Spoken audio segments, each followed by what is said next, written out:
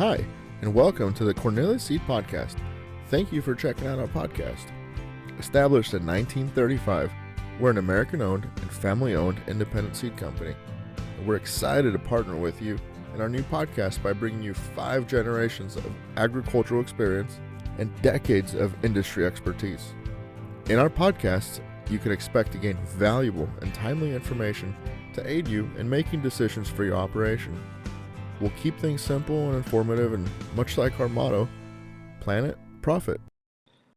We'll get started with agronomic update here.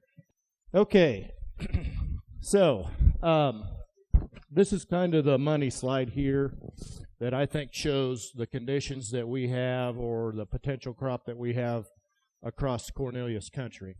And the first thing I'm going to say, and Dave, you can vouch here. We've got some droughty areas in our footprint. Okay, that's one of the black sides of farming.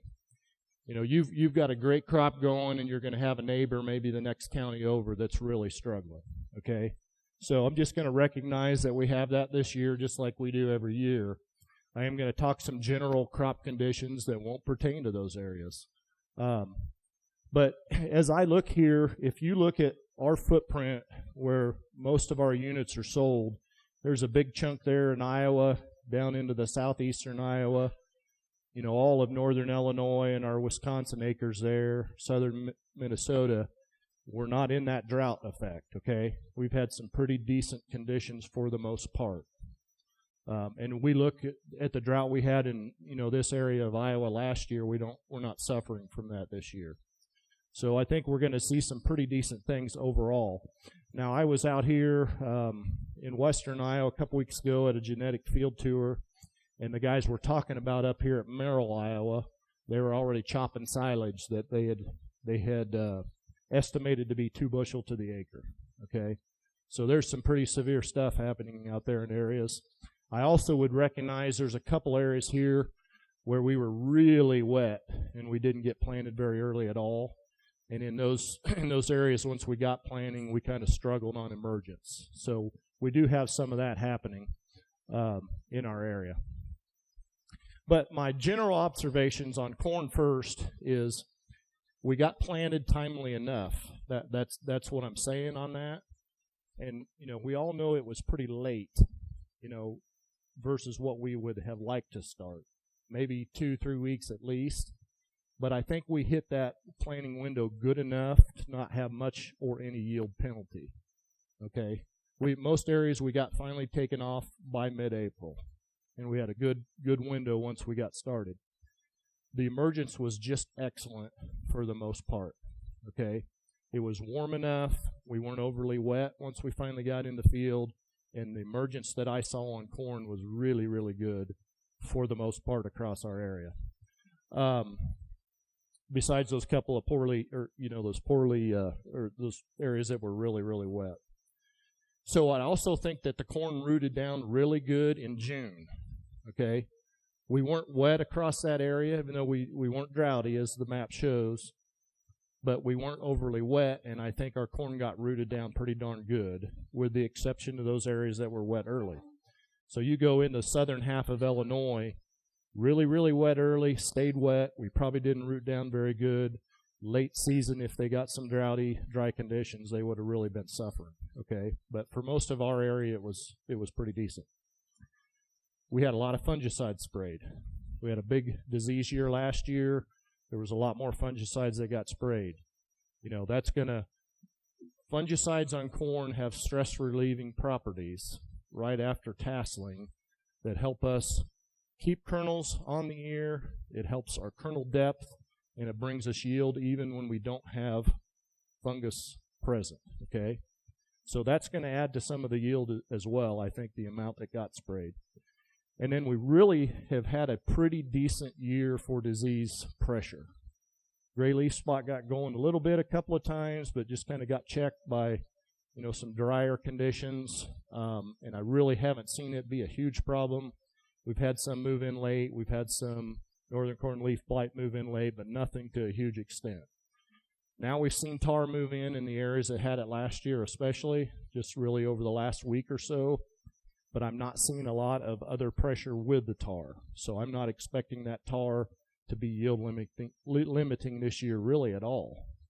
Anytime I've seen tar by itself coming in late, maybe mid-August, but a later time period, I don't think it's a yield limiting issue.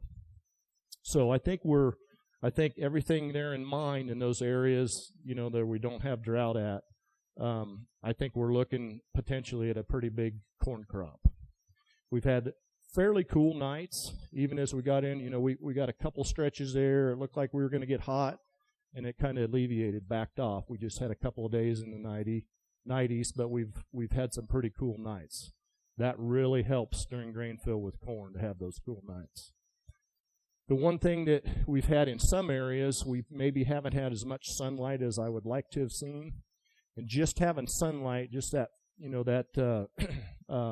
during that grain fill period, just to add that weight into the grain fill is really important. So that's the only thing that I've seen that really maybe has taken some of the top, or could have taken some top end off. University of Nebraska, if you want to review that data, they've done a lot of data with just the amount of sunlight during grain fill.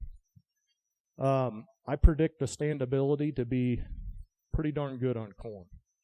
Okay, we didn't have as much pythium as we normally had. We weren't real cold and wet after planting like we are a lot of times. When we had pythium early, that hurts the roots early, leads to that crown rot that we can see issues this time of the year. So we haven't seen that. We haven't had heavy disease. We've got a lot of fungicides out there, so I think standability should be pretty good.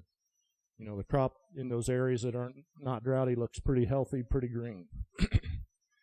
As we move to soybeans were a little different to start out with. Okay, so we got corn in. We didn't get a lot of soybeans planted early, for one thing. So we're not going to get, in a lot of areas, we're not going to get that yield bump that we get from early planting. And then we planted our corn because we had to make that decision that the calendar's late. We're not going to do our beans early. We need to get that corn in. By the time we got the corn done, planted the beans, then we got into some periods where we had some heavy rains, some real pounding rains. We even got some real hot, dry periods that kind of baked that soil, and we had some real issues with soybean stand. Okay, and soybeans, when we were going around, when corn was a foot tall and looking fabulous across most of the area, the beans did not look good, all right, as beans will do. They were going through that ugly stage. Some of that could have just been corn looked so good that it made beans look poor. But the stands were definitely reduced pretty much everywhere that I was at, okay? Soybeans, as soybeans usually do, will turn around, compensate, and come out of that, and they did. And they looked pretty fabulous the last half of the growing season. In most areas that I've been, the branching is very good. The pod count seems to be very good, again, outside of those droughty type areas. And I think they've done their magic. I think they've compensated, and they look pretty good in most of our footprint. Okay. They do need one more good rain, and since I put these slides together a week or so ago, we've got that additional good rain in some of the areas that we cover. Okay. So some of the areas I think we've got that crop made. Okay, I'm going to start going through kind of some pictures of things that I did during the year, and hopefully we'll have some things that we can learn from it. But you can go on to Precision's website, and you can get them to send you these flagging kits, these emergence flagging kits. I recommend you do it. You can learn a lot from it every year. Now I had full intentions to, have, there's red flags in those kits. Okay, so anything that comes up after, the first day that anything emerges, you start with the green flags, and you flag everything that emerges on day 1. Day 2, you come back and you do the blue. Day 3, you do the yellow. So anything after day 3 gets a red. On a normal year, there'd be red flags up here. But this was planted on the 19th of May there. And so, we had warm conditions. It wasn't overly wet, and we just had really good emergence. But things that I wanted to learn in this plot, these are all experimental hybrids. You can see the regular field was planted way earlier, waiting to get some of this seed from winter production. So, it's going to always be planted a little bit later. But this is as stressy a soil as I can find down in my neck of the woods. It gets pretty tight. It's a pretty low organic matter timber soil, and I'm trying to see these hybrids under these conditions and see how they're performed. But this is winter-produced seed that we got back on an experimental hybrid, and this is one of our checks that we produce right here. Okay, and so the difference that you can see here, you can see how much more late emergers we had here in that winter-produced seed versus stuff that we produce here with our quality controls. Okay, so I did still learn something, with this flag kit. You can jump online. I think I just saw the other day they sent out a video telling you what to do this time of the year to see what this kit has taught you. So that what they'll do is they'll have you take those ears from the yellow flags, and you're going to weigh those versus the one from the green ones and see if there's a yield difference from late emergence. I don't expect, in 3 days difference, I don't expect there to be much difference. But if we'd have got in there more of that, 5-7 days difference, then you're going to see, you may see barren plants by that point. Okay, I mentioned the soybeans earlier and on the emergence, and so we spent a day with Brian up there. We were looking at some emergence issues. Heavy rains again. The soil got really tight. We were breaking necks here. Couple pictures of that. Cotyledons, didn't make it out. Just couldn't even make it out of the ground there. The ground was so tight. You can see this one down here. Popped the cotyledon off below the ground, but that bud where the cotyledons was the axillary buds were still there at that node where the cotyledon was. So, it was still able to produce a plant. It's just amazing how soybeans can recover from early injury. But these are some of the conditions that we saw with our soybeans. Now, I also, as Will mentioned, I would also recommend 140,000 plants per acre on the soybeans. And the truth is, you could go from 120 to 160, and you're probably good. But you never know what will happen on a given year. Okay, I'm not a big fan of going down to 120 because you plant 120 and you end up with 100, you end up with 80. Then you don't have the stand that you really would like to have out there. And we've proven through testing that, in 2022, 140 might have been the magical number.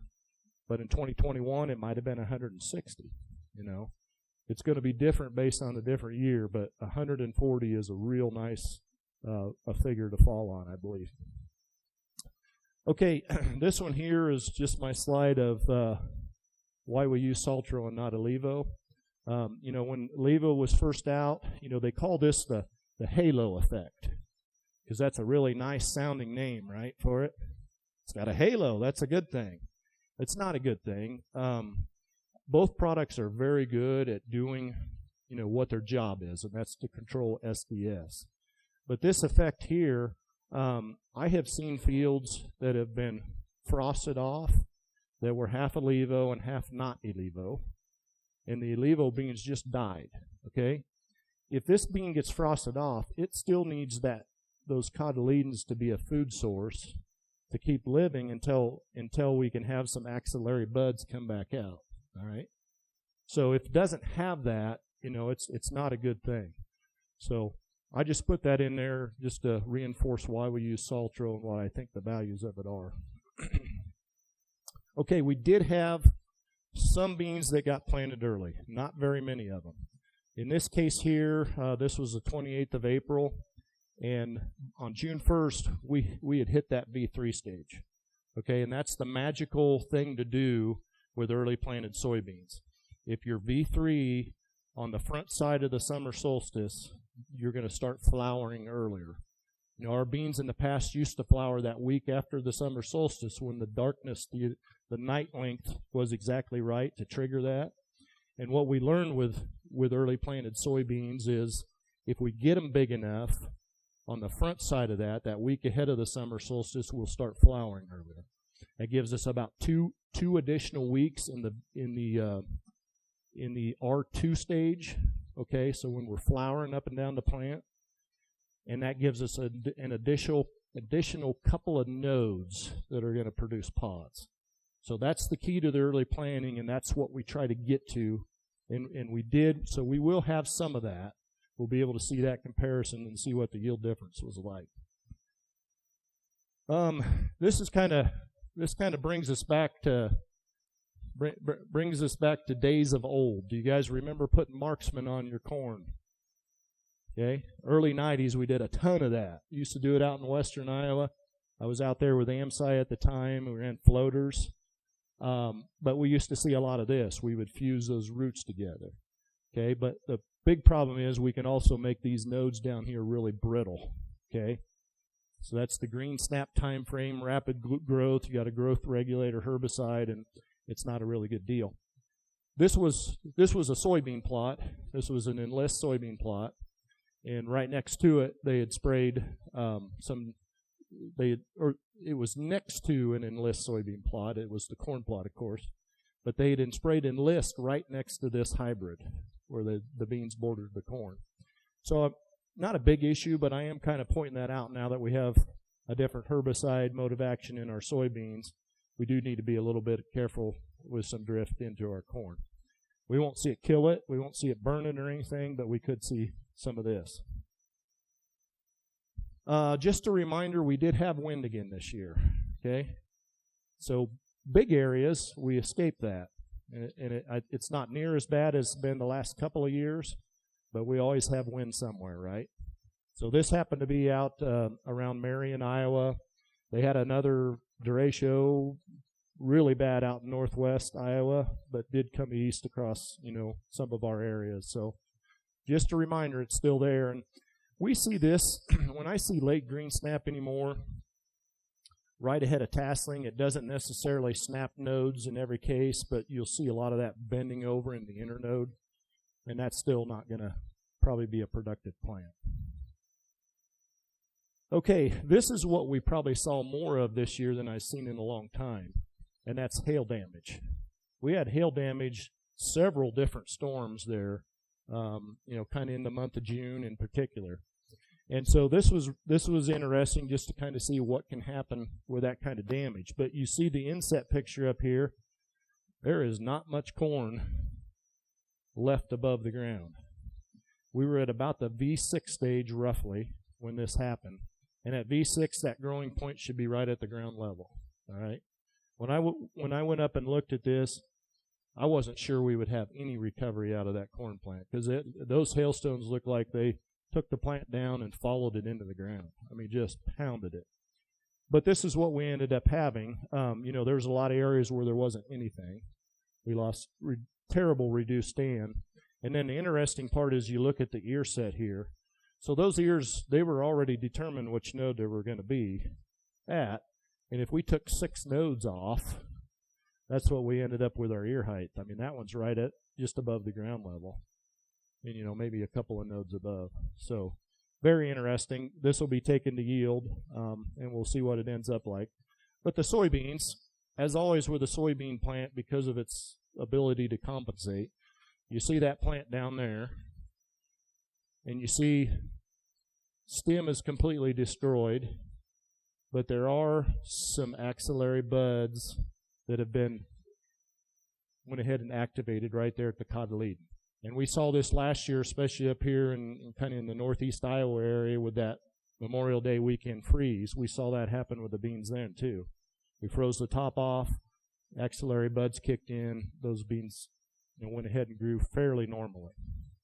So you can see this bean field that we looked at here not too long ago, and went ahead and interplanted some on part of the field and some left it. So we'll have a pretty good idea what was the right thing to do. But this bean plant, I snapped these down so we could count up here. It had six nodes that produced a branch that are producing pods. All right. Usually on modern soybeans, we'll have a couple of lateral branches down at the bottom. That really kind of adds to our high-end yield on modern soybeans. And this one had 6. It's just compensating for that early injury when we took the top of the plant out. Okay, this I just added to the slides yesterday. So this is my son's field. This is my field. And he's no doubt a better grower than I am. This is just a comparison, okay? So I did the Veltima thing. I think we talked about that probably over the summer, maybe last winter at the grower meeting. But I got so shell-shocked last year from tar spot and southern rust, I went to 10 ounces of Veltima, partly just to try it and see if it was what they said it would be, but also because I saw it work so well down there at the University of Illinois Research Farm last year. So 10 ounces of Veltima is probably $45 an acre to apply with an airplane. It's expensive. 7 ounces is your normal rate, and that's supposed to give you 45 days of residual. 10 ounces is supposed to give you 60. So my son just used the regular program, the headline amp, which is kind of the standard, has been the standard down there. It was both of them were applied on the 10th of July. So last week when we walked in, we have started seeing tar spot there. We had heavy tar last year. We always have gray leaf. So we got a couple gray leaf pustules, and we got the tar in there. First thing I told him is, I don't think you have any yield issue here, okay? This is late enough in the year, and there's not enough of the secondary disease in here with the tar to worry me at all right? Again, tar by itself, I'm not worried about it. This amount of tar this time of the year, absolutely not worried about it. There's plenty of green, and these are a leaf below the ear leaf, okay? Upper canopy is much cleaner than this. But when I did go across the other side of the road, the same leaf below the ear leaf, that Veltima was pristine. There was nothing in it. And I'm not pushing the product. I'm not pushing Veltima. Miravis Pro. There's 3 or 4 of these new type of fungicides that are much longer residual. I think they're a very good value. I probably won't use the 10 ounces again. I'll probably go to 7. I think 45 days is plenty long for me. But I really did like that program. You will need to order that early. Those products will be sold out again next year, from what I understand it. Okay. Any questions at this time? Got a couple more slides to finish up, but questions would be great.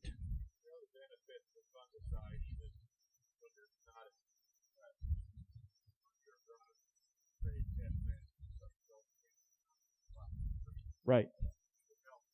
The universities tell you that. Yes. Yes. Yep.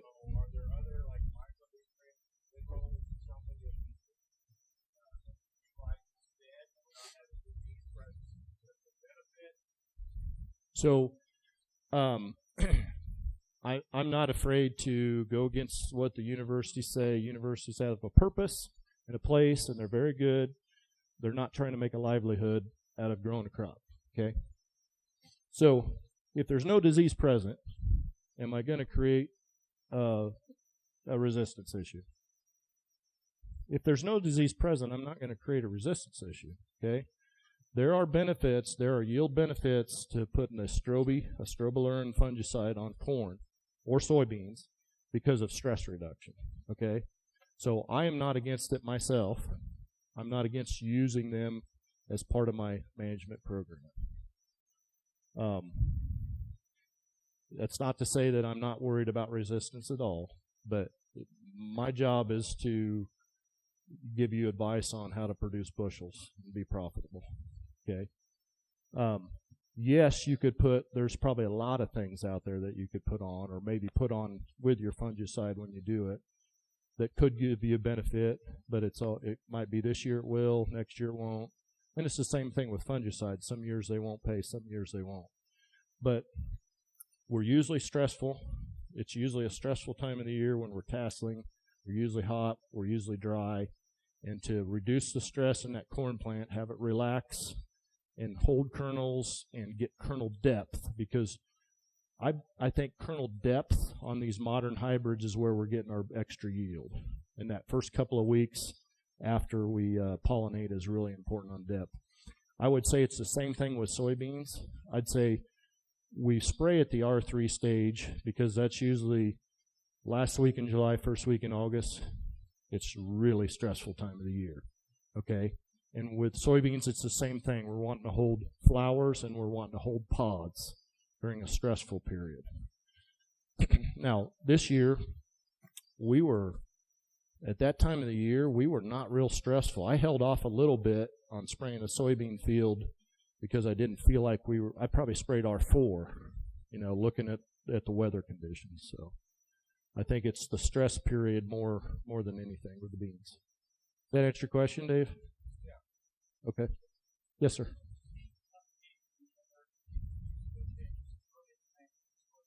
Yes.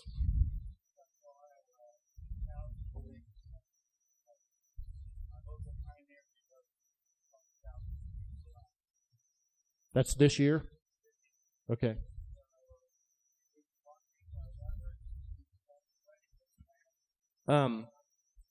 Always. I mean, the answer would be, okay, we had thousands of acres of soybeans replanted. Industry is all pushing early planting. Should we be careful with cold and wet conditions when we're looking there?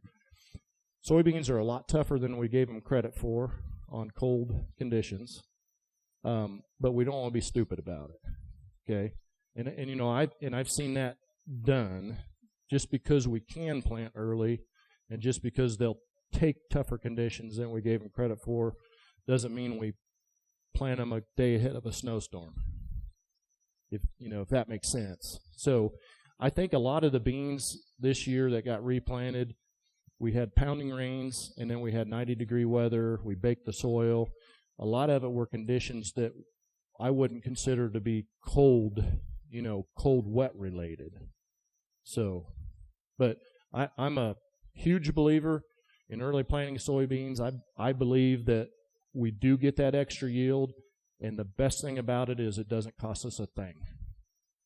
It's something we can do to get 7 to 10 bushel that we don't have to pay anybody for, and I just think that's amazing. That's awesome. We didn't used to do it in the past because we didn't have the seed treatments to protect.